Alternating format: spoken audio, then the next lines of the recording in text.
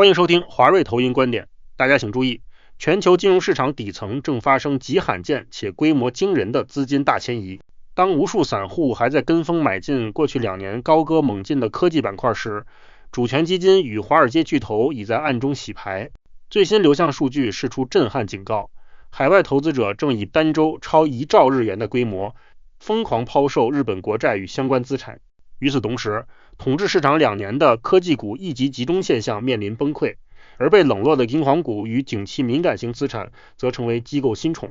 这是一场由财政扩张、日元贬值与地缘政治边界转变共同触发的结构性风暴。根据野村证券最新报告指出，日本市场正面临命运转折点。野村首席策略师在报告中分析，随着中东局势出现停火迹象，能源贸易正常化预期升温，这项地缘政治转变正在瓦解科技股享有的安全溢价，引导资金从科技股抽离并筹配到全球景气复苏前线。野村研究团队警告，伴随科技股安全垫消失，海外资金在日本债市与汇市的剧烈撤退，极可能成为引爆全球股市大范围回调的致命导火索。野村指出，科技股先前的强势很大程度上是抽突下消去法的选择。自2月28日美伊爆发收购以来，科技股被视为唯一避风港。然而，随着停火预期升温，建立在战争恐慌之上的溢价正被抹平。华瑞认为，科技股一极集中格局的松动是宏观逻辑从战争避险向和平复苏转向的必然。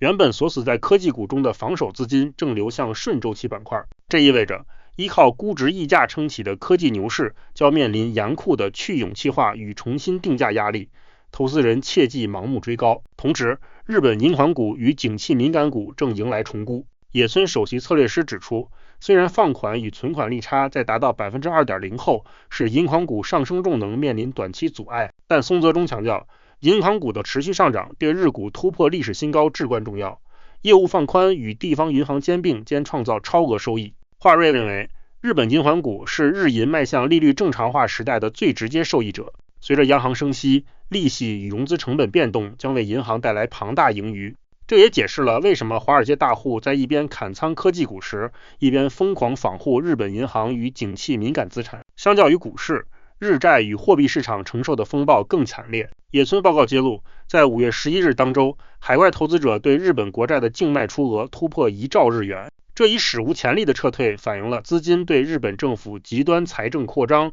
以及日银落后于通膨曲线的高度焦虑。华瑞认为，海外资金单周抛售超1兆日元债券，本质上是一次资产大逃亡。当通膨预期走高，而日银仍死守缓慢升息路径时，日债实质收益率被压缩至负值，迫使海外大户在债价下跌与日元贬值双重亏损前割肉离场。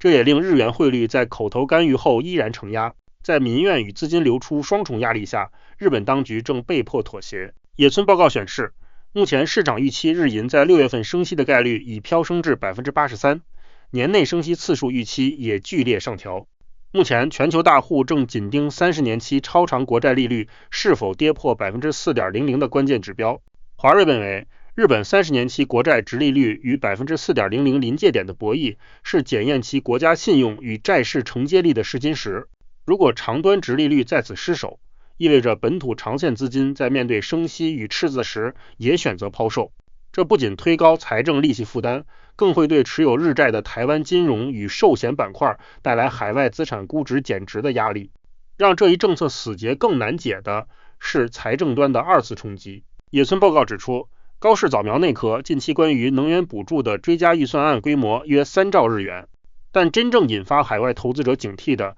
是正筹备的5兆日元食品减税方案。野村强调，这项减税一旦落实，财政赤字缺口将历史性激增，国债增发风险将再次燃烧。华瑞认为，日本财政上的无节制扩张正在与日银缩表升息政策产生剧烈碰撞，一边是财政部增发国债，另一边是央行提高利率并减购债，两者冲突只会导致日债殖利率失控暴涨。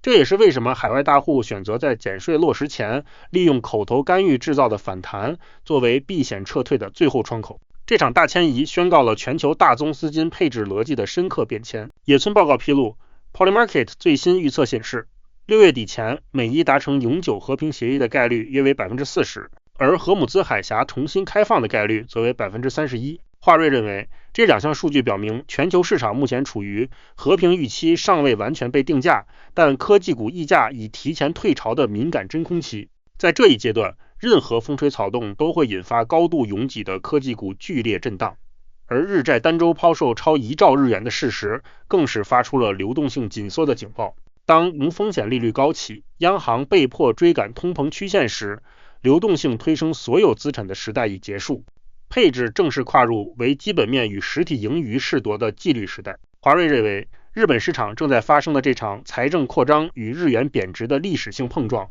绝非简单的板块轮动，而是全球信用体系与资金水龙头在通膨新常态下不得不面临的变局。高市早苗内壳的追加预算与减税野心，撞上央行 83% 的6月升息概率，预示着日本资产价格的高波动时代已拉开序幕。对于资产配置者与总经投资人而言，我们必须深刻内化野村报告所揭示的底层真相，在操作上切忌在日元低点盲目抄底，更不能忘记日债殖利率狂飙对高估值资产以及台湾金融股海外暴选带来的潜在减值压力。我们应当将重心坚定且唯一的锚定在资产负债表极度健康、具备技术垄断定价权且能持续提供强劲自由现金流的台股高阶硬体龙头上，并灵活拉高防守型高股息资产。唯有保持冷静、结构化的总经交易思维，用纪律与策略去对抗宏观波动的情绪杂音，我们才能在这场亚洲金融大迁移的历史洪流中安然度过风浪，并最终锁定属于我们的长线财富增值。以上就是本期节目的全部内容，感谢各位的观看，希望今天的内容对你有启发。如果您喜欢我们的内容，欢迎追踪华瑞。若您对加入华瑞有兴趣，或是想要与我们进一步联系，欢迎随时与我们联络。